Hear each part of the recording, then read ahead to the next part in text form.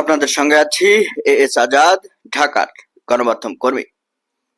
দেখুন, রাজনৈতিক দলগুলোর মধ্যে যে জটিলতা তৈরি হয়েছে এই জুলাই সনদ সংস্কার প্রস্তাব বাস্তবায়ন বলেন আর গণভোট নিয়ে বলেন, এই জটিলতার মধ্যে কিন্তু সরকার একটা সমাধানে আসার চেষ্টা করছে।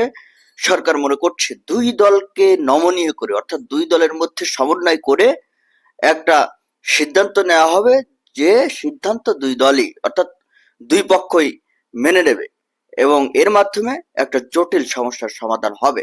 আসলে ঘটনা কি হতে যাচ্ছে আমরা একটু জেনে নিই।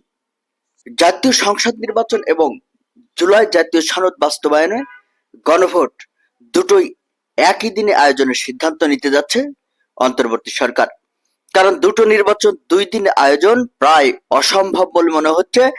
এছাড়া সংখ্যানুপাতিক প্রতিনিধিত্ব অর্থাৎ পিআর পদ্ধতিতে সংসদের উচ্চকক্ষ গঠনের বিষয়টি বিবেচনায় নিতে চায় সরকার। এভাবে রাজনৈতিক দলগুলোর দাবি দেওয়ার মধ্যে কিছুটা সমন্বয় করে সরকার একটা সমাধান বের করার চেষ্টা করছে। এক্ষেত্রে প্রধান দুটি দল নিজ নিজ দাবি থেকে কিছুটা ছাড় দেবে। এই ডামাডোলের মধ্যে 13ই নভেম্বর উপদেষ্টা পরিষদের বৈঠক। সেই বৈঠকেই মূলত সবকিছু ঠিক হতে যাচ্ছে, সিদ্ধান্ত হতে যাচ্ছে। 15ই নভেম্বরের মধ্যে সরকার জুলাই সনদ বাস্তবায়নে আদেশ এবং গণভোট করার জন্য অধ্যাদেশ জারি করতে পারে। এর মধ্যে রাজনৈতিক দলগুলোর সঙ্গে সরকারের অনানুষ্ঠানিক আলোচনা চলছে। কয়েকজন উপদেষ্টা দলগুলোর সঙ্গে যোগাযোগও রাখছেন বলে গণমাধ্যম থেকে জানা যাচ্ছে। তারা সরকারের মনোভাব এবং বাস্তব পরিস্থিতি বোঝানোর চেষ্টা করছেন রাজনৈতিক দলগুলোকে। এখন সরকারের এই প্রচেষ্টা কি সফল হবে?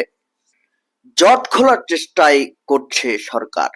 তারা এই যে জটিলতা বেঁধে গেছে, এই জটিলতাটাই মূলত ক্লিয়ার করতে চাচ্ছে সরকার। তবে এখনো গণভোট প্রশ্নে বিএনপি, জামায়াত সহ তাদের সমমনা দলগুলোর অবস্থান এখনো কিন্তু বিপরীত।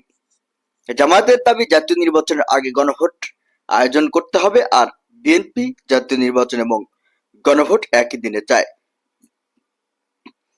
তবে সরকার জাতীয় নির্বাচন ও গণভোট একই দিনে আয়োজনের পক্ষে। এ বিষয়ে জামায়াত ছাড় দেবে বলে আশা করছে সরকার। অন্যদিকে পিআর পদ্ধতিতে বিএনপি ছাড় দেবে বলে আশা করা হচ্ছে। একজন উপদেষ্টা গণমাধ্যমকে বলছেন যে সব দল, বিশেষ করে বড় দুটি রাজনৈতিক দলের দাবি একটু একটু করে সমন্বয় করে সরকার সমাধানের উদ্যোগ নিচ্ছে। সরকার নিজের মতো করেই এসব সিদ্ধান্ত নিচ্ছে।